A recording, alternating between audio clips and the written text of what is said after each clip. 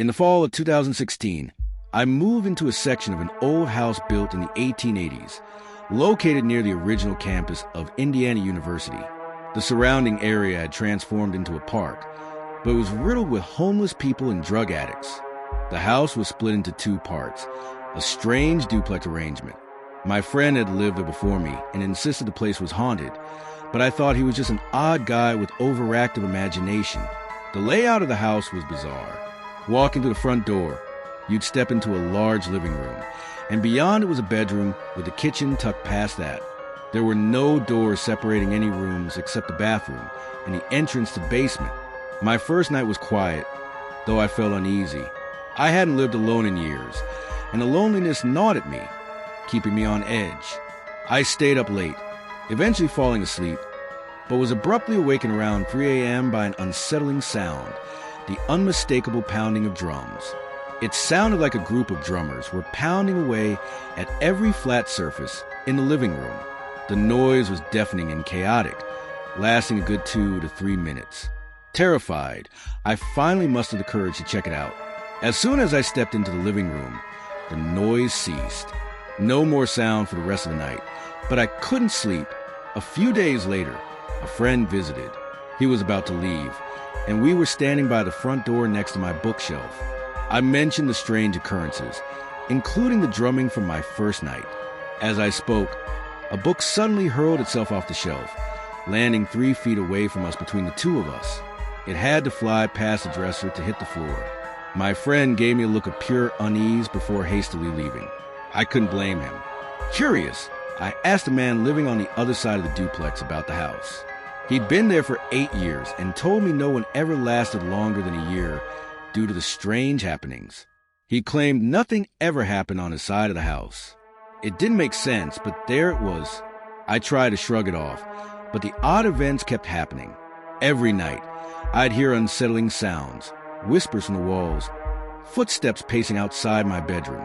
It felt like I was constantly being watched when I was alone. One night, while preparing dinner in the kitchen, I heard a horrifying scream coming from the bedroom.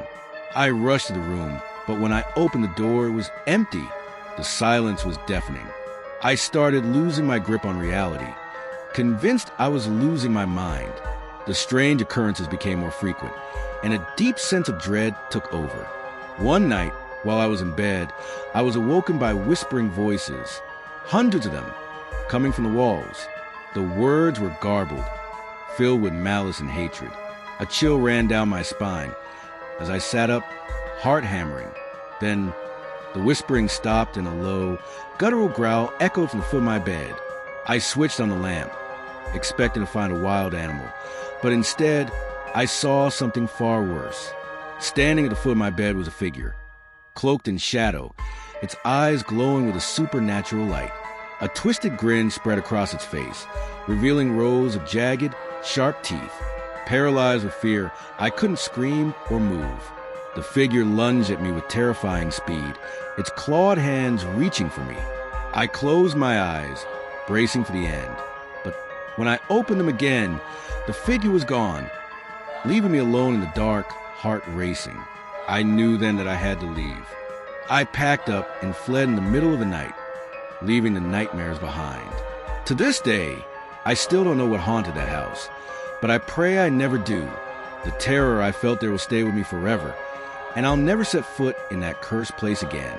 Years ago, when I was a solo driver, I had to make a delivery in Memphis, Tennessee. It was a hot summer evening, and the sun was setting, casting an eerie golden glow over the streets. I'd been driving for hours when my GPS led me to a warehouse on the outskirts of town. The building seemed abandoned, and the silence that enveloped the parking lot sent a chill down my spine. The only sound was the creaking of old wooden crates in the wind. I stepped out of my truck, clipboard in hand, and met the receiver, a gruff-looking man with a thick beard. He signed for delivery, but as the hours passed, he kept me waiting, claiming there was an issue with the paperwork. By the time 7 p.m. rolled around, my driving hours were up, and I needed a place to park for my mandatory 10-hour reset. The receiver suggested I head to a nearby truck stop just across the state line in West Memphis.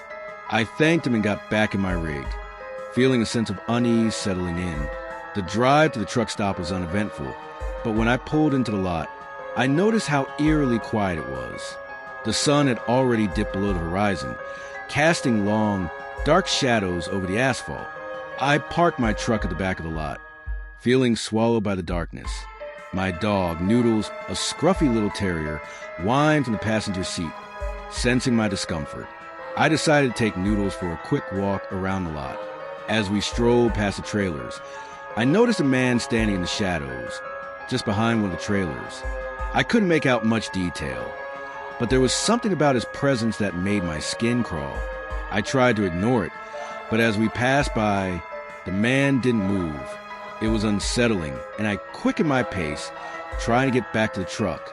Just as I reached the back of my rig, I heard a noise, a rustling sound from behind the trailer. It was too quiet, too unnatural. I turned around, but the man was gone. A cold shiver ran down my spine. I couldn't shake the feeling that something wasn't right. The whole truck stop felt like it was holding its breath, waiting for something terrible to happen. Noodles barked suddenly, and I snapped out of my trance, quickly retreating back into the safety of the truck. But as I sat there in the dark, I couldn't shake the feeling that I wasn't alone. The air seemed thick, charged with something malevolent. I locked the doors and tried to push the unease from my mind, but the nagging feeling of being watched stayed with me all night. The quiet was suffocating, and I couldn't escape the eerie sense of something lurking in the darkness, just beyond reach. As the hours dragged on, the oppressive silence of the house seemed to weigh down on us, the fear that settled deep within our chests growing heavier with every passing minute. We sat in my cousin's room, trying to find some semblance of comfort in the soft glow of the television screen, but the shadows in the corners of the room seemed to stretch longer, more menacing. My cousin had barely spoken since we left the basement, his face pale and haunted. His eyes kept darting nervously around the room, as if he was afraid the dark presence would return at any moment. I could see the fear in his eyes, and I could feel it too, the sensation that something was watching us, something lurking just out of sight, waiting for the right moment to strike. "Do you think it's over?" I asked, my voice barely a whisper. The question fell hollow as soon as it left my lips, but I needed to hear him say something, anything that would give me some reassurance. He shook his head slowly, his voice trembling. "I don't know.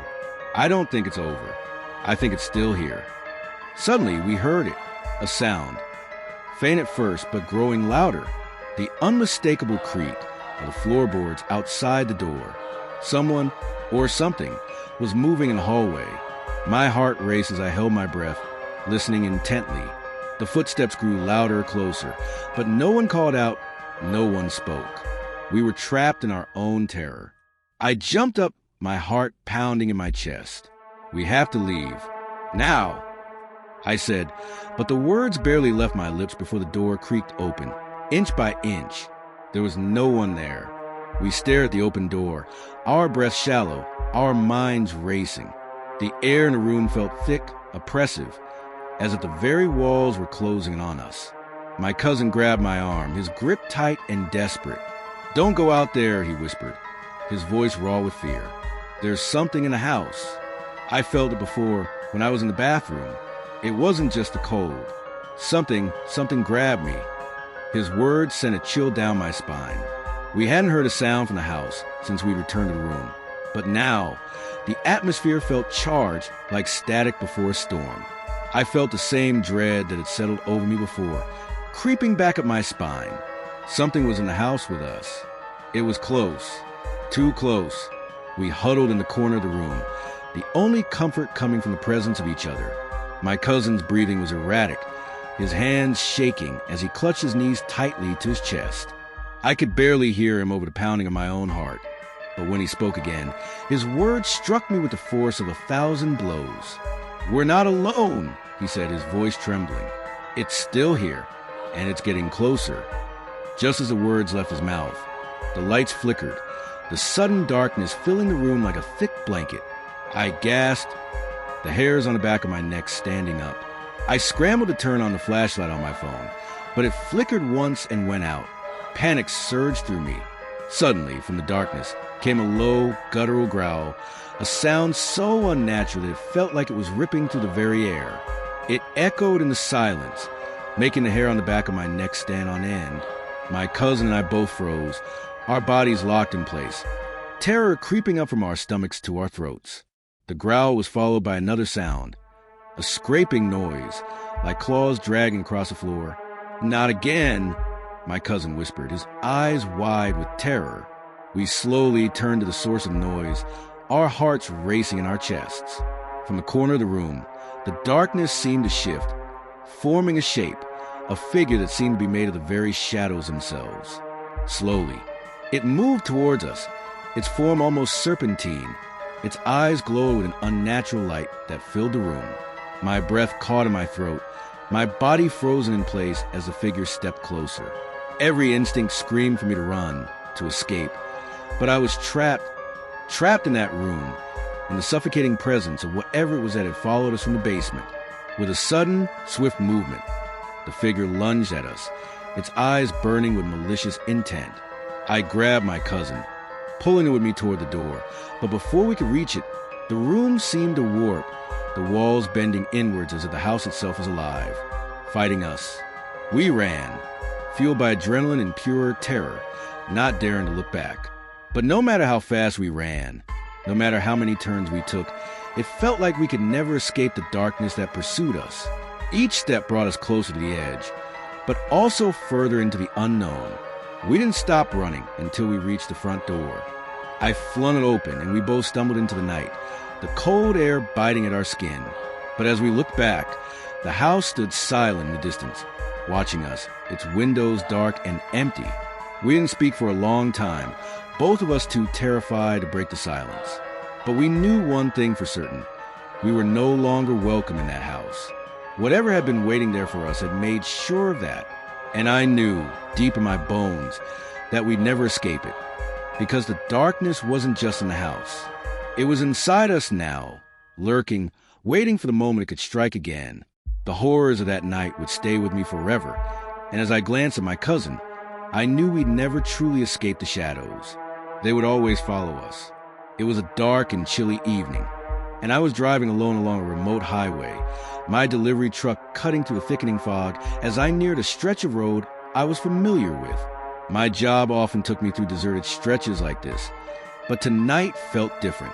There was an unsettling tension in the air. As I cruised along the empty highway, a strange flicker in my peripheral vision caught my attention. At first, I thought it was just a trick of the light, but then I saw her, a woman sitting in the passenger seat of a car beside me, her face fixed in an expression of terror. Her hair was pulled into a tight bun, reminding me of Miss Trunchbull from that old movie. But what disturbed me the most was her wide, terrified eyes locked onto mine. It was like she had seen a ghost. Before I could process what was happening, the car abruptly swerved off the highway at the next exit, leaving me bewildered and shaken. I tried to shake off the strange encounter, telling myself it was nothing, but the unsettling feeling lingered in the pit of my stomach. My hands gripped the steering wheel a little tighter, and I kept driving, telling myself it was just a coincidence. But then, about 30 minutes later, it happened again. Another car appeared beside me, this time with a different driver, but the same woman in the passenger seat. Her hair was still twisted into the same tight bun, and her face was still frozen in that haunting expression of fear. This time, I could feel the blood drain from my face as I watched her stare at me, her eyes wide with a silent scream. My heart raced, and I couldn't help but feel something was terribly wrong. I decided to pull over at the next rest stop to report what I had seen to the authorities. But as I pulled into the parking lot, the car with the woman in it disappeared into the dark. I cursed under my breath, frustration boiling in me, and I felt utterly helpless. As I continued driving, the eerie feeling wouldn't leave me. I couldn't shake the thought of her terrified face, following me down the road. The night dragged on, and I was now nearing London. Just as I thought the encounters were behind me, I saw it again. The same car, the same woman, her eyes still filled with fear. But this time, something was different. She seemed to be mouthing words at me, her lips trembling as though she were trying to scream, but no sound came. A deep chill ran down my spine as I watched her desperate attempt to communicate. Without thinking, I pulled over into a nearby levee, my heart pounding in my chest.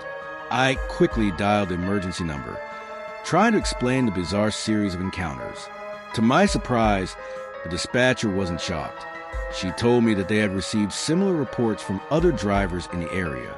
I felt a small sense of relief, but the dread continued to gnaw at me as I waited for the authorities to arrive.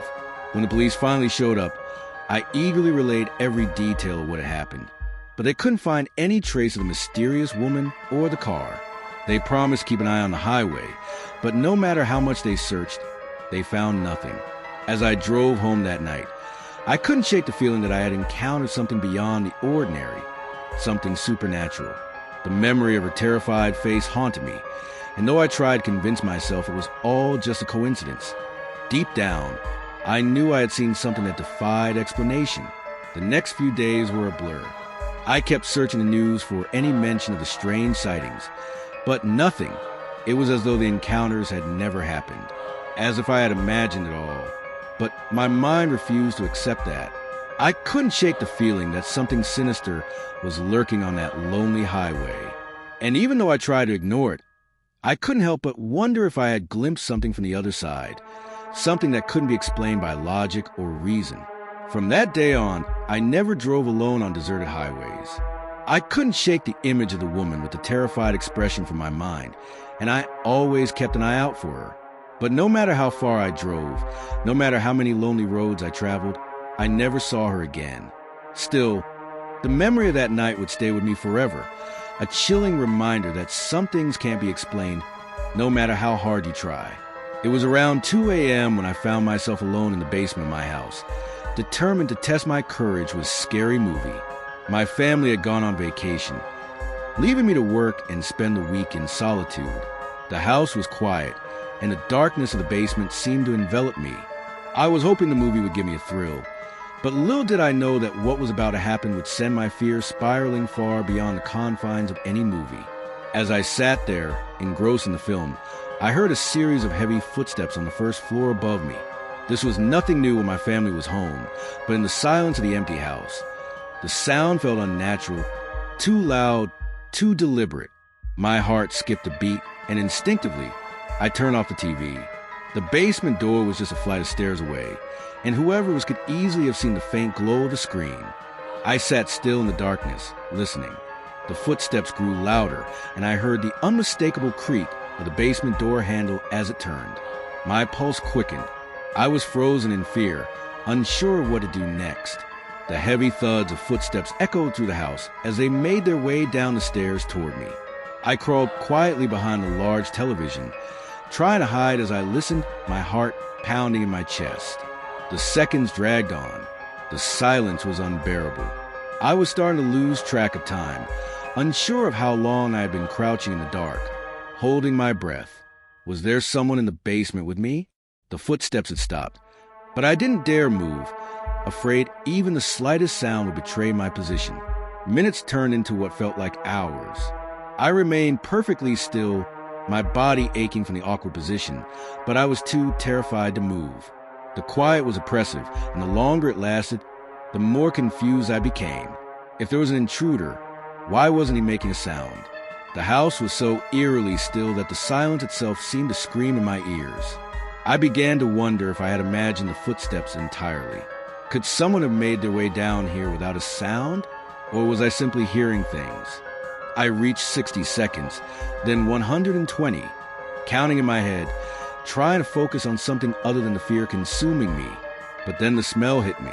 It was foul, sickeningly sweet and rotten, the kind of odor you associate with decay. I tried to ignore it, but it grew stronger and my stomach turned. Was there a dead animal down here? No person could smell like that, could they? My mind ran wild with horrific thoughts of corpses and monsters lurking in the dark, waiting to spring at me. I started to move, inching my way toward the stairs, but just as I reached them, there was an enormous crash, a loud, jarring noise, as if something had fallen over. I didn't hesitate. I leaped to my feet, crashing up the stairs, my heart pounding in my chest. The front door was wide open, and I bolted outside into the cold night air, feeling the safety of the outdoors seep into my skin. Panicked, I called the police from my phone, watching the house from across the street. When they arrived, they quickly checked inside, but their faces grew grim as they emerged. They had found something. A body. It was my elderly neighbor, someone I had spoken to many times, now found dead in my own house. The police didn't give me any answers. They were as confused as I was. How had he ended up in my house? How had he died there? There were no signs of forced entry, and no clear explanation. They promised to investigate further, but I knew deep down that whatever had happened in that basement was something I couldn't comprehend. It was beyond anything I had ever experienced. As I stood there, feeling the cold night air on my skin, I couldn't help but wonder if something far darker had been at play in my house that night. And I knew that whatever it wasn't finished. It would always be lurking in the corners of my mind. The year was 1997 when my parents divorced. I was just 7 years old. My mom, my 2 older sisters, our dog, and I moved into my grandparents' old house. They had a lot of money and had recently relocated without selling the house. So there was no issue with us moving in. The place was large, sprawling, with 3 floors, ground, basement, and the upper floor. My sisters and I took the upstairs rooms, while my mother had her space on the ground floor. But there was something unsettling about the house. The basement, in particular, was where the weird things seemed to happen. The stairs spiraled from the basement, creaking loudly with every step, and the sound of the wooden steps echoing through the house seemed unnaturally loud in the silence. The basement was cold, dark, and filled with an eerie atmosphere that made us all uncomfortable. It was a place we avoided, but that didn't stop the odd occurrences. Almost every week, we would hear the unmistakable sound of footsteps coming from the basement.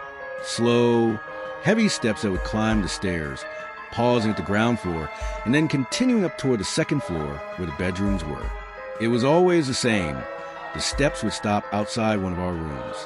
Most often, it would be outside my older sister's room, but sometimes it would pause near mine or my middle sister's. We never saw anything, but we all heard it. We would discuss it the next day, our voices full of dread, as we confirmed we'd all heard it. Despite the sounds, my mom would never talk about it. She always brushed it off, but we knew something wasn't right. None of us wanted to go near the basement.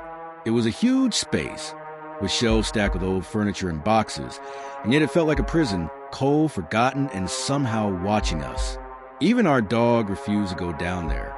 She would cower and whine whenever she got too close to the basement door. It was one evening when things took a darker turn. My sisters and I were playing with our walkie-talkies, trying to tune in to the local police frequency. We had done it before, laughing as we mimicked police chatter. But this time, the voice we heard on the other end wasn't the usual garbled mess we were used to. This voice was clear, closer, much closer. It was unsettling in its proximity, and the tone was unlike anything we'd heard. The voice spoke in a hushed, eerie whisper, as though it was in the room with us, not coming from the walkie-talkie at all. At first, it just sounded like static, but then words emerged sharp and distorted. The voice said things that didn't make sense, a mix of random phrases and strange, incoherent sentences. But there was something distinctly off about it. The words seemed to carry a weight, like they were a warning or worse, an invitation. "What do you want?" I whispered, my hand trembling as I held the walkie-talkie to my ear, praying I was imagining it. My sister stood frozen beside me, eyes wide, watching the device like it was a ticking time bomb. The voice didn't answer in words. Instead, it breathed heavily into the receiver, and then, out of the static, we heard it, a faint but unmistakable whisper. "Come closer," it said. The hair on the back of my neck stood up as my heart skipped a beat. Without warning, the voice faded into the static again. It wasn't a voice we recognized. It wasn't a person. It was something else. Something dark, hidden behind the veil of the old, creaky walls of that house. Terrified, we turned off the walkie-talkies and stood in stunned silence. The house was still, unnervingly so. My sisters and I huddled together, unable to say a word. The oppressive silence around us was deafening, and the sounds of the night seemed far away, swallowed up by the heaviness in the air. But that wasn't the end of it. The next few days were filled with more strange occurrences. The lights in the basement would flicker on and off, sometimes turning off entirely for hours, then suddenly coming back on at the most random times. Objects would move without explanation. Boxes would shift on the shelves, their contents spilling out as though something was ransacking them. And every time we walked past the basement door, the air grew colder, as though a presence was lurking just beyond it, watching us. One night, as I walked to the kitchen to grab a glass of water, I noticed something strange in the corner of the hallway. A faint shadow moved just out the corner of my eye. It wasn't a trick of the light, nor was it a shadow cast by the furniture. It was a figure that seemed to fade and reappear, its shape shifting as if it were struggling to manifest. I froze, my breath catching in my throat. The figure didn't move but simply stood there, staring at me with hollow, unblinking eyes. The temperature in the hallway dropped sharply, and I felt an icy chill seep into my bones. The shadow didn't have a face, but the feeling of being watched, of being seen, was undeniable. Before I could take another step, the basement door creaked open, the sound piercing the silence like a knife. I didn't dare move, too terrified to even blink. The shadow in the hallway seemed to ripple, as if the figure was reaching out to me, beckoning me toward the basement. But my feet wouldn't move. I was rooted to the spot, frozen by fear.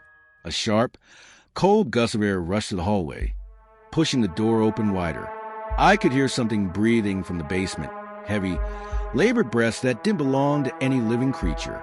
My sister stood behind me, wide-eyed and trembling. We were too afraid to go downstairs, but the pull of whatever was in the basement was stronger than anything we had ever felt before. "Don't go down there," my middle sister whispered, her voice trembling. But it wasn't just her fear that had us frozen. It was something in the air, something more ancient than fear itself. That night, as we lay in bed, we all heard the footsteps again, slowly, steadily climbing the stairs, pausing just outside our rooms, moving between them, but never stopping long enough to give us a clear view of who or what was out there. We all stayed silent, knowing that whatever it was, it wasn't human. It was something from the dark corners of the house, something older than us, older than the house itself. From that night forward, we never went near the basement again. But the strange occurrences didn't stop. In fact, they became worse, more frequent, and far more intense. Whatever it was not finished with us. And neither were we finished with it. Our time in that house changed us. No one ever spoke about it after we moved out, but I knew that something in that house had seen us, had touched us, and had followed us. It would always be there in the shadows, waiting for the moment to return, speaking directly to my oldest sister, and said that it was going to hurt her. It even spoke her name, but it never answered our questions. We were terrified and quickly turned off the walkie-talkie. A minute later, our dog, usually calm and protective, suddenly ran into our room, barking at nothing and wouldn't stop. Our dog was large, and nothing had ever made him act like this before. He stayed by our side, his bark growing louder as he stared at the empty air, a strange sense of unease filling the room. We couldn't make sense of it, but we could feel that something was wrong. Another time, I was home alone with my mom. My sisters and dog were away. I was playing in my room on the second floor, and my mom was doing something downstairs. Suddenly, I heard heavy, pounding footsteps coming from the basement. The sound echoed through the house, growing louder as it moved up the stairs. I knew my mom didn't walk with that heavy of a step, and the sound was far too angry, too forceful. My heart stopped as the footsteps continued, climbing up the stairs past the first floor and stopping outside my room. Then the door slammed shut. It was so forceful, the whole house seemed to shake. I screamed, crying for my mom, and she rushed up the stairs. But when she tried to open the door, it wouldn't budge. It was as if the door was locked, but it didn't have a lock. I heard my mom shouting from the other side, telling me to stay calm, while she ran downstairs to get tools to force the door open. I could hear her footsteps retreating, but as soon as she was downstairs, the door clicked and unlocked itself. It swung open. Another night, my sisters and dog were away again, and I was alone with my mom during a storm. I had never been afraid of thunderstorms before, but that night, the sound of the thunder rattled me to my core. We were in the living room, trying to distract ourselves, but the basement was alive with strange noises. There was the sound of glass shattering, which we confirmed in the morning. It was everywhere, scattered on the floor. Items were being thrown around, crashing violently. We heard heavy footsteps running up and down the basement stairs, and we clung to each other, scared out of our minds. The storm raged outside, but that wasn't what was making the house shake. Then, the front door opened and slammed shut over and over again. The wind was strong, but this was no storm-driven door. It opened, closed, and opened again repeatedly. We sat there in fear, unable to move, the sounds of storm blending with the eerie noises inside the house. More minor incidents occurred, but these moments are the ones that stayed with me, haunting my thoughts. It seemed that whatever was in the house became more active when our dog wasn't around, and it only got worse after my older sister left for college.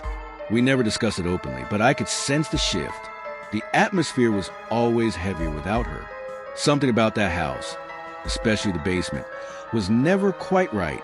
It was around 1:50 a.m. when I couldn't sleep again, a common occurrence given my graveyard shift job. Even on my days off, I was used to staying up all night.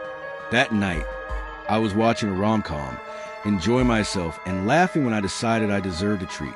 My bar was in the finished basement, my man cave, a space I frequented without a second thought. I had spent entire nights there, either alone or with friends, without anything unusual ever happening.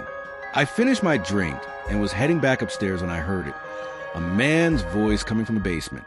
It sounded older, maybe in his 50s. I froze. There was no one down there. The house was empty except for me. The voice was clear, coming from the center of the basement. I looked down into the basement, but there was nothing. No movement, no one present. Panic set in. I bolted up the stairs, slamming the basement door shut behind me. My heart raced as I tried to convince myself that I had imagined it. But then, the voice came again, muffled by the door, but still clear enough to make out question. "Where are you going?" Adrenaline surged through me. My instinct screamed that someone was in my house, that there had been a break-in. I grabbed a flashlight and a baseball bat, and I cautiously descended back into the basement. The silence that greeted me was deafening. I turned on every light, my heart pounding as I checked every corner, every nook. But there was no one. The basement was empty, still and silent. Later that afternoon, I went down again, bat in hand, and rechecked the entire basement. Everything was exactly as I had left it. No one had been there. No sounds, no voices. Just me, questioning my sanity. A few years ago, I was home alone again while my husband was out of state for work. It was one of those evenings when the wind howled and rattled the windows, and the darkness seemed to seep into every corner of the house. I decided to make myself dinner and settled into the kitchen, the smell of spices filling the air. To keep myself company, I turned on the news on our Samsung Smart TV and left the remote on the coffee table before heading back to the kitchen to cook. After a few minutes, I realized something was wrong. The sound of the news had stopped. Puzzled, I walked back into the living room. To my horror, the TV screen showed a live feed of our couch, the one in the living room. I glanced around, my heart racing, trying to understand what was happening. The house was undisturbed. Everything was exactly where I had left it. No one was in the living room, but there it was, our couch on the screen, as if someone were watching me. A cold wave of panic swept over me as the implication set in. Someone had been watching me through the television. I quickly grabbed a roll of duct tape and covered the camera on the TV, hoping to block whoever was spying. Over the next few days, I couldn't shake the feeling that I was being watched. Every small noise, every creak of the floorboards sent shivers down my spine. How long had we been under surveillance? Then, one evening, as I was getting ready for bed, a news report caught my attention. The headline sent a chill down my spine. It was about Samsung Smart TVs being hacked and used to spy on people. I couldn't believe it. The implications were horrifying. How could I have missed it? How long had I been watched without knowing? That night, I went to bed with a sense of dread I couldn't shake. I couldn't help but wonder who had been watching us, how long they had been there, and how much they had seen. The feeling of being watched never really left. Every creak of the house now felt like it was someone else's footsteps, and the silence between the walls felt heavier, more sinister. The horror was no. Just as suddenly as it had begun, the growling stopped. The house fell silent again. The only sound was the pounding of my own heart in my ears. I stood there, froze with terror, unsure what to do next. And then I remembered the phone. I needed to call for help. With trembling hands, I fumbled for my cell phone and dialed my parents' number. But when the phone rang, I realized something chilling. The voice that answered was not my mother's or father's. "Tom," it whispered, sending a shiver down my spine. "You shouldn't have come looking for me, Tom. Now you're mine." And with that, the line went dead, leaving me alone in the darkness with whatever unseen horror lingered in the shadows. I sank to my knees, tears streaming down my face, as I realized the truth. I was not alone in the house. And whatever was with me, it was hungry for more than just my name. I'm 23 years old, and my name's Jake. My girlfriend, Sarah, and I have always enjoyed exploring abandoned places. It thrills us to walk through forgotten structures, each step echoing through the silence, a reminder how time has passed and left its mark. The feeling of stepping into an untouched world, where every creaking floorboard and decaying wall tells a story, is something that both excites and terrifies us. The whispers of the past had a way of calling, luring us deeper into their grasp. But nothing could prepare us for what we encountered that fateful night at the old haunted hospital. It was a crisp, chill autumn evening when Sarah and I decided to explore the abandoned hospital on the outskirts of town. The moon hung low in the sky, casting an eerie glow over the dilapidated building. Ivy crawled up the crumbling walls, while broken windows stared out like hollow, empty eyes. Despite its terrifying appearance, we couldn't resist the allure of the unknown. As we approached the entrance, a heavy unease washed over me. The weight of the building's history pressed down on me like a suffocating fog. I pushed aside my growing apprehension, eager to satisfy our curiosity. The rusty gates groaned open as we stepped into the overgrown courtyard, and the air was thick with the scent of decay. The silence that hung around the place was suffocating, almost alive in its own right. Our footsteps echoed off the crumbling walls as we made our way through the thick weeds. Inside the hospital, the corridors stretched out like a maze, dark and narrow, filled with forgotten rooms. Each step I took sent shivers down my spine, as if we were intruding on something that should have remained undisturbed. Sarah's hand gripped mine tightly, and I could feel her trembling as we ventured deeper. The sound of our breath seemed unnaturally loud in the stillness, and I couldn't shake the feeling that we were being watched. Suddenly, a faint sound reached my ears, a whisper, so soft at first that I thought I imagined it, but then it grew louder and more distinct. The whisper was calling to us, beckoning us forward, echoing through the empty halls. Without a word, we followed the sound, our hearts pounding in our chests. It led us to a staircase that spiraled down into pitch blackness, and with trembling hands, we descended into the abyss. Our flashlights flickered as we made our way down, cutting through the dark like knives. At the bottom of the stairs, we found ourselves in a dimly lit corridor, its walls lined with heavy doors, each one promising secrets and horrors beyond our understanding. A chill ran through me as we hesitated, knowing that we had already ventured too far. But the whispers were louder now, almost deafening, pulling us forward with an unseen force. The air thickened, growing heavier with each step. The deeper we went, the more the whispers twisted. They no longer sounded like words, but like a chorus of voices, each one more sinister than the last. It was then that I realized we were not alone. Shadows moved in the corners of the hallway, flitting in and out of sight like phantoms. I could feel cold eyes watching us from the darkness, unblinking and unrelenting. The voices seemed to grow louder with each passing second, their words turning into guttural growls, echoing with intensity that pressed against my chest. Panic surged in my veins as we stumbled through the labyrinth, trying to find a way out. But the whispers followed us, always there, never stopping. Desperation clawed at me. No matter how many turns we made, no matter how fast we ran, the voices were always there, always getting closer, filling the air with dread. I wanted to scream, to cry out, but my voice was caught in my throat. Then we stumbled upon a door unlike the others, old and weathered, its surface marred by years of neglect. It stood out from the rest, but as we drew closer, the whispers became deafening, a cacophony of voices that seemed to press against our ears, demanding attention, begging us to open the door. With shaking hands, I pushed the door open. The room beyond was bathed in an eerie blue light, and shadows danced across the walls, their movements fluid and unnatural.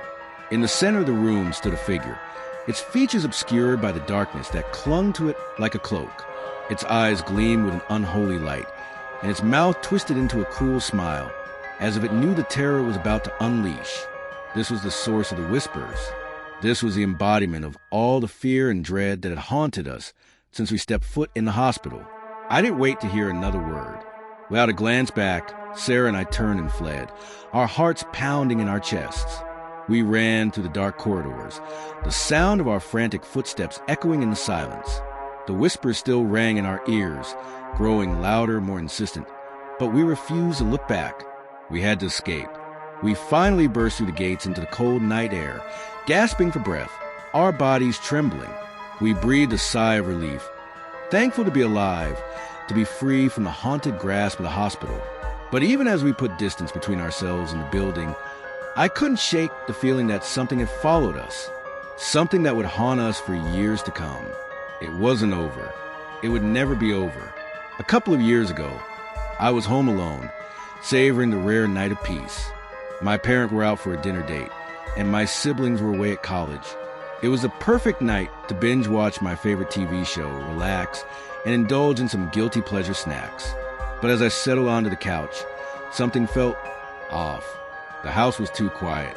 The usual creaks and groans of the old wooden floorboards seemed louder than usual, and the wind outside whispered strange, unsettling melodies. I tried to ignore it, dismissing the feeling as nothing more than my imagination playing tricks. But as the night wore on, the noises grew louder, more frequent.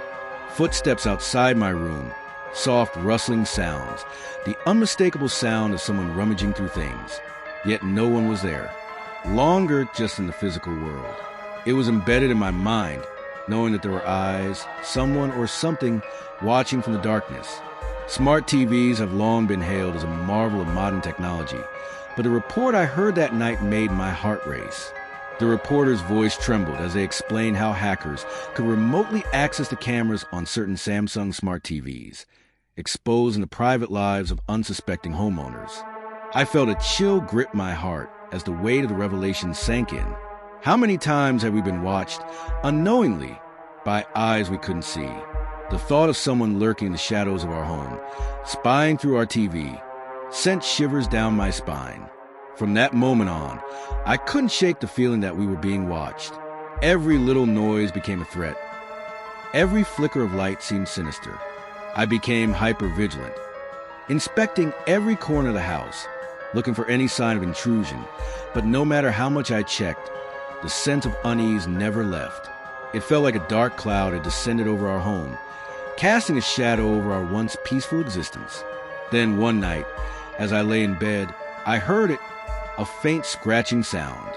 It was so soft at first, almost like a whisper in the dark, but it quickly grew louder, more persistent. My heart began to race as I strained my ears, trying to determine where the noise was coming from. The scratching grew closer, inching its way toward me, and I felt a cold sweat break out on my forehead. With trembling hands, I reached for my phone, ready to call for help. But before I could even dial the number, the scratching stopped. A dead silence filled the room, the kind that seemed to press down on my chest. I lay there frozen, my heart pounding my ears, waiting for something, anything, to happen. The house remained still, as if it was holding its breath, waiting for whatever was out there to make its next move. And then, just as suddenly as it had started, the scratching began again, but this time it was different. It wasn't coming from outside the house anymore. It was coming from the living room, from the TV. The very same TV that had once been our window into the outside world, a portal to entertainment and news. Now, it felt like it had become something far darker, a vessel for something sinister that had been lurking in the shadows of our home all along. As the scratching grew louder and more frantic, I realized the truth. I wasn't just hearing a simple noise. Whatever was on the other side of that TV wasn't human. It was something dark, something malevolent, something that had been waiting for the perfect moment to reveal itself. And now it was here. It was a night that I would never forget, a night that began like any other. My parents had left for a dinner party, leaving me home alone. Normally, I didn't mind being by myself, but tonight felt different. Something about the stillness of the house, the way the wind howled outside, made me uneasy. The darkness outside seemed to seep into every corner of the house, and I couldn't shake the feeling that something was wrong. I sat on the edge of my bed, staring at the glowing numbers on my alarm clock. It was past midnight, and the silence was deafening. I wrapped myself tightly in my blanket, tried to shake off the creeping sense of dread that had settled in my chest. That's when I heard it, a faint whisper, so quiet I almost thought I had imagined it. "Tom," it called, drifting up from downstairs. My heart skipped a beat. Who could be calling my name at this hour? My parents wouldn't be home for hours, and I had no friends nearby. I strained my ears, listening for any other sounds, but the house remained eerily quiet, save for the occasional creak of the floorboards. I hesitated, unsure whether to investigate or stay in the safety of my room. But curiosity got the better of me. I had to know who or what was calling my name. With trembling hands, I slipped out of bed and tiptoed to the bedroom door. I peered into the dimly lit hallway, my breath shallow with fear. I took a deep breath and summoned all the courage I could muster before slowly descending the stairs. Each step echoed loudly in the silent house, and the air grew colder with every move I made. As I reached the bottom of the staircase, the whisper came again, louder this time, as if it were right around the corner. "Tom," it called again, sending a cold shiver down my spine. I swallowed hard and rounded the corner, entering the living room. The room was bathed in darkness, lit only by the pale moonlight filtering through the curtains. My eyes darted around, searching for any sign of movement. That's when I saw it, a figure standing by the window, its silhouette sharp against a moonlit backdrop. I froze, my heart pounding in my chest. I approached cautiously, my footsteps nearly silent on the carpet. "Who's there?" I called out, my voice barely above a whisper. The figure didn't respond, but I could feel its gaze boring into me, cold and unrelenting. With a trembling hand, I reached for the light switch and flicked it on. The room flooded with light, and I saw the figure clearly. It was nothing, just a coat rack draped with my parents' coats, swaying gently in the breeze. I let out a shaky sigh of relief, feeling foolish for letting my imagination run wild. But then I heard it again. "Tom." The whisper hissed right behind me. I whipped around, but there was nobody there. The room was empty, and the only sound was a faint rustle of the wind outside.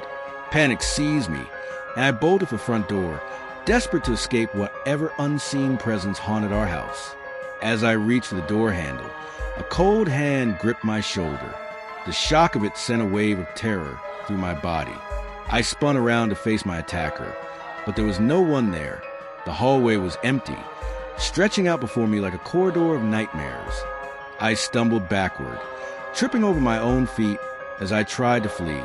That's when I heard it, a low, guttural growl emanating from the darkness. It was a sound unlike anything I'd ever heard before, primal, full of menace. My heart raced as I scrambled to my feet, backing away from the unseen threat. Just as suddenly as it had begun, the growling stopped. The house fell silent again. The only sound was the pounding of my own heart in my ears. I stood there, frozen with terror, unsure of what to do next. And then I remembered the phone. I needed to call for help. With trembling hands, I fumbled for my cell phone and dialed my parents' number. But when the phone rang, I realized something chilling. The voice that answered was not my mother's or father's. "Tom," it whispered, sending a shiver down my spine. "You shouldn't have come looking for me, Tom.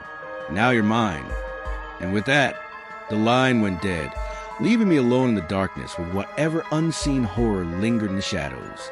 I sank to my knees, tears streaming down my face, as I realized the truth. I was not alone in the house. And whatever was with me, it was hungry for more than just my name. I'm 23 years old, and my name's Jake. My girlfriend Sarah and I have always enjoyed exploring abandoned places.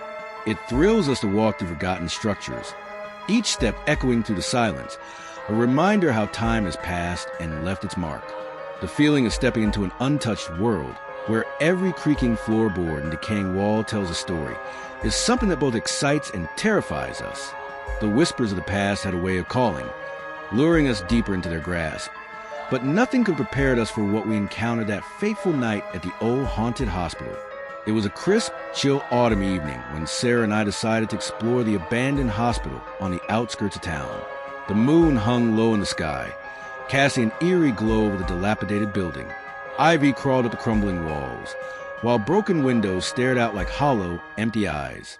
Despite its terrifying appearance, we couldn't resist the allure of the unknown.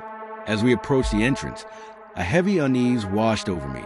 The weight of the building's history pressed down on me like a suffocating fog. I pushed aside my growing apprehension, eager to satisfy our curiosity. The rusty gates groaned open as we stepped into the overgrown courtyard, and the air was thick with the scent of decay. The silence that hung around the place was suffocating, almost alive in its own right. Our footsteps echoed off the crumbling walls as we made our way through the thick weeds. Inside the hospital, the corridors stretched out like a maze, dark and narrow, filled with forgotten rooms. Each step I took sent shivers down my spine, as if we were intruding on something that should have remained undisturbed. Sarah's hand gripped mine tightly, and I could feel her trembling as we ventured deeper. The sound of our breaths seemed unnaturally loud in the stillness, and I couldn't shake the feeling that we were being watched. Suddenly, a faint sound reached my ears, a whisper, so soft at first that I thought I imagined it, but then it grew louder and more distinct. The whisper was calling to us, beckoning us forward, echoing through the empty halls. Without a word, we followed the sound, our hearts pounding in our chests. It led us to a staircase that spiraled down into pitch blackness, and with trembling hands, we descended into the abyss. Our flashlights flickered as we made our way down, cutting through the dark like knives. At the bottom of the stairs, we found ourselves in a dimly lit corridor, its walls lined with heavy doors, each one promising secrets and horrors beyond our understanding. A chill ran through me as we hesitated, knowing that we had already ventured too far. But the whispers were louder now, almost deafening, pulling us forward with an unseen force. The air thickened, growing heavier with each step. The deeper we went, the more the whispers twisted. They no longer sounded like words, but like a chorus of voices, each one more sinister than the last. It was then that I realized we were not alone. Shadows moved in the corners of the hallway, flitting in and out of sight like phantoms. I could feel cold eyes watching us from the darkness, unblinking and unrelenting. The voices seemed to grow louder with each passing second, their words turning into guttural growls, echoing with an intensity that pressed against my chest. Panic surged in my veins as we stumbled through the labyrinth, trying to find a way out, but the whispers followed us, always there, never stopping. Desperation clawed at me. No matter how many turns we made, no matter how fast we ran, the voices were always there, always getting closer, filling the air with dread. I wanted to scream, to cry out, but my voice was caught in my throat. Then, we stumbled upon a door unlike the others, old and weathered, its surface marred by years of neglect. It stood out from the rest, but as we drew closer, the whispers became deafening, a cacophony of voices that seemed to press against our ears, demanding attention, begging us to open the door. With shaking hands, I pushed the door open. The room beyond was bathed in an eerie blue light, and shadows danced across the walls, their movements fluid and unnatural. In the center of the room stood a figure, its features obscured by the darkness that clung to it like a cloak. Its eyes gleamed with an unholy light, and its mouth twisted into a cruel smile, as if it knew the terror it was about to unleash. This was the source of the whispers. This was the embodiment of all the fear and dread that had haunted us since we stepped foot in the hospital. I didn't wait to hear another word. Without a glance back, Sarah and I turned and fled, our hearts pounding in our chests. We ran through the dark corridors, the sound of our frantic footsteps echoing in the silence. The whispers still rang in our ears, growing louder, more insistent. But we refused to look back. We had to escape. We finally burst through the gates into the cold night air, gasping for breath, our bodies trembling. We breathed a sigh of relief, thankful to be alive, to be free from the haunted grasp of the hospital. But even as we put distance between ourselves and the building, I couldn't shake the feeling that something had followed us, something that would haunt us for years to come. It wasn't over. It would never be over. A couple of years ago, I was home alone, savoring the rare night of peace. My parents were out for a dinner date, and my siblings were away at college. It was a perfect night to binge watch my favorite TV show, relax, and indulge in some guilty pleasure snacks. But as I settled onto the couch, something felt off. The house was too quiet. The usual creaks and groans of the old wooden floorboards seemed louder than usual, and the wind outside whispered strange, unsettling melodies. I tried to ignore it, dismissing the feeling as nothing more than my imagination playing tricks. But as the night wore on, the noises grew louder, more frequent. Footsteps outside my room, soft rustling sounds, the unmistakable sound of someone rummaging through things. Yet no one was there. At first, I told myself it was just the house settling, the wind playing tricks, but the noises persisted. They were too clear, too deliberate. I sat frozen on the couch, staring at the walls, waiting for the next sound to break the silence. The rustling came again, followed by the unmistakable sound of footsteps, heavy and slow, moving down the hall. They stopped right outside my door. My heart pounded in my chest as I stared at the door, unable to move, too terrified to breathe.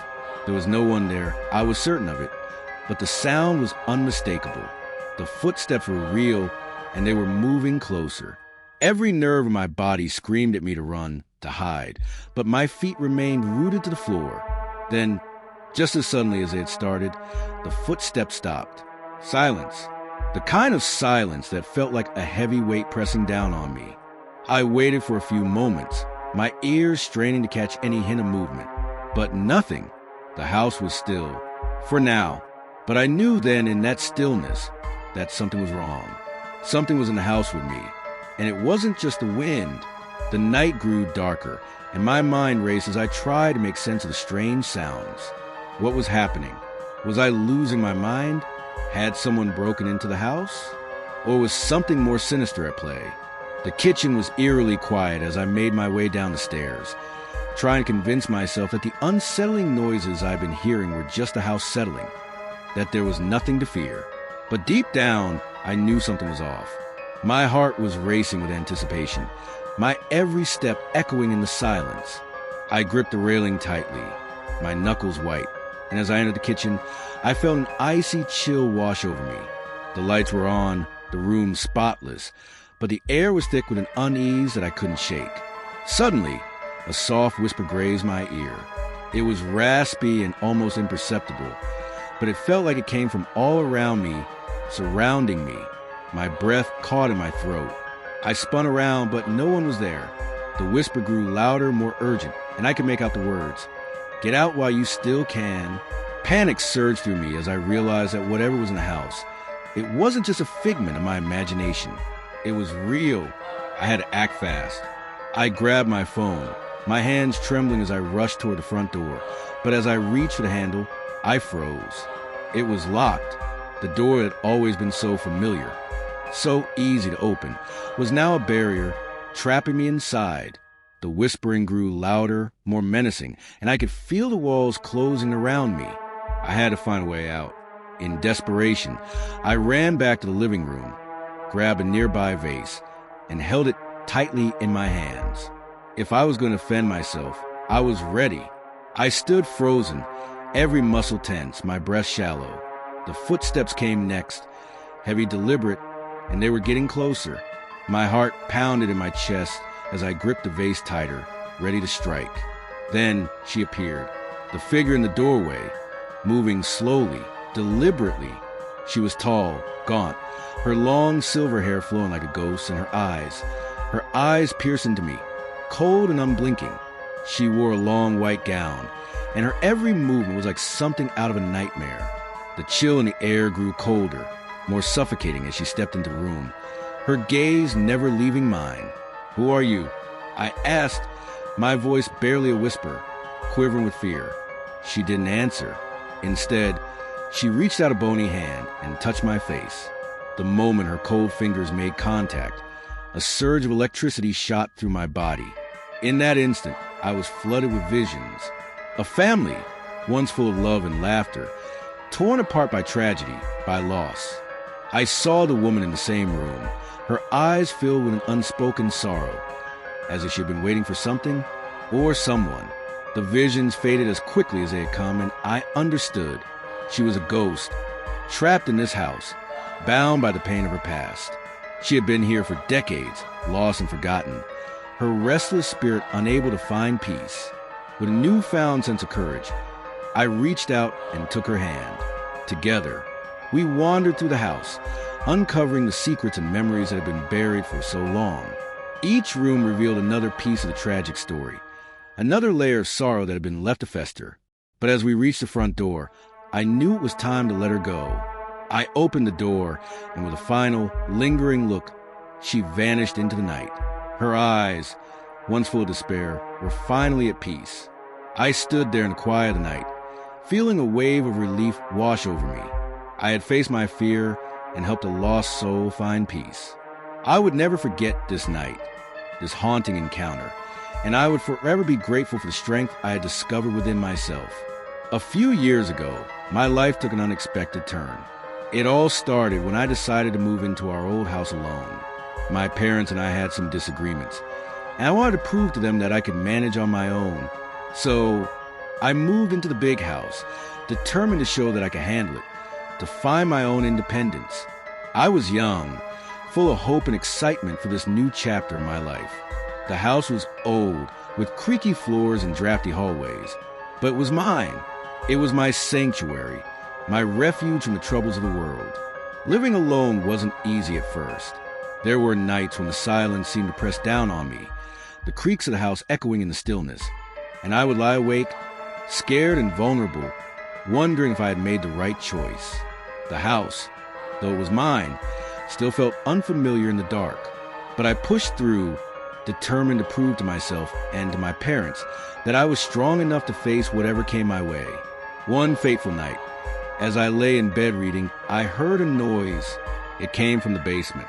At first, I dismissed it as a house settling, or maybe a stray animal finding its way inside. But as the minutes passed, the noise grew louder and more distinct, sending a cold chill creeping down my spine. Curiosity got the best of me, and with a growing sense of dread, I grabbed a flashlight from the bedside table and made my way to the basement. The stairs creaked beneath me as I descended, each step echoing in the thick silence. The basement was dark, its corners shrouded in shadow, and the air was cold, heavy with the scent of dust and decay. I swept the flashlight around, illuminating the cobwebs and old, forgotten furniture, but there was nothing there. I was about to turn back when I heard it again, a faint whimper coming from behind a stack of boxes. My heart leaped in my chest as I cautiously approached, the beam of light shaking in my trembling hand. And then I saw him, a man huddled in the corner, his wide, fearful eyes staring back at me. I froze. Who was he? How had he gotten into my house? And why was he hiding in my basement? Before I could speak, the man's voice trembled with fear and desperation. He told me he was homeless, seeking shelter from the cold when he stumbled upon my house. He begged me not to call the police, promising that he would leave and never come back if I let him go. I hesitated, torn between fear and compassion. Part of me wanted to call the police, but another part couldn't bring myself to turn him away. In the end, my compassion won out. I helped him out of the basement and into the night, promising to keep his secret. But as the days passed, a nagging unease settled in my chest. What if he came back? What if he was dangerous? Then, one night, as I lay in bed, I heard it again, the noise from the basement. This time, it was louder, accompanied by the unmistakable sound of footsteps echoing through the house. My heart raced. I grabbed a flashlight and crept down the stairs, my hand shaking with fear. At the bottom of the stairs, I saw him again, the man from the basement. His wild eyes locked onto mine, as he stood in the middle of the room. Before I could react, he lunged at me, his hands outstretched, reaching for me. I screamed and stumbled backward, panic surging through my veins. My eyes darted around the room, desperate for something, anything, to defend myself with. Then out of the corner of my eye, I saw it. A baseball bat leaning against the wall. With a surge of adrenaline, I grabbed it and turned to face the man. But just as quickly as he had appeared, he was gone, vanished, as if he had never been there at all. I stood there, shaking with fear and confusion. What had just happened? I wanted to call the police, to tell them everything, but a part of me feared they wouldn't believe me. They'd think I was crazy. I'd tell myself it was all in my head, a trick of the mind brought on by fear and exhaustion. But deep down, I knew the truth. Someone had been in my house, someone who didn't belong, and they were still watching, waiting for the perfect moment to strike. Weeks passed, but the unease never left. Every creak of the floorboards, every rustle of the wind outside, sent a shiver down my spine. I tried to convince myself I was just being paranoid, but I knew better. I was no longer alone in that house, and whatever was watching me was not finished. The fear never truly left me, even after the strange man had disappeared from my basement. But one day, while cleaning out the storage area, I found it, hidden behind a stack of old boxes and forgotten items. A makeshift bed, neatly arranged, with empty food wrappers and discarded clothing strewn around it. Someone had been living down there, right under my nose, without me even realizing it. My stomach churned as a horrifying realization sank in. How long had they been there? What had they wanted from me? And most chilling of all, where were they now? I wanted to run, to leave the house behind and never look back, but a part of me knew that wouldn't solve anything.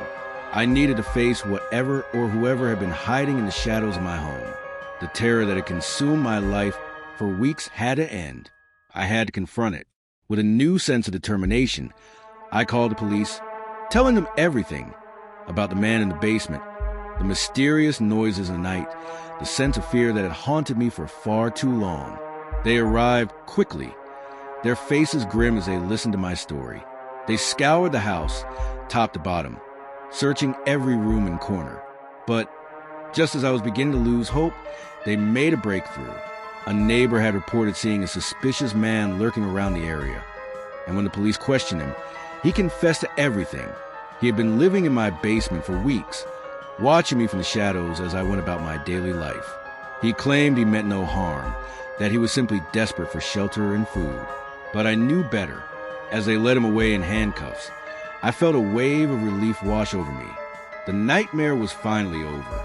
I could breathe again, knowing that I was safe, and I could finally reclaim my life without fear and paranoia.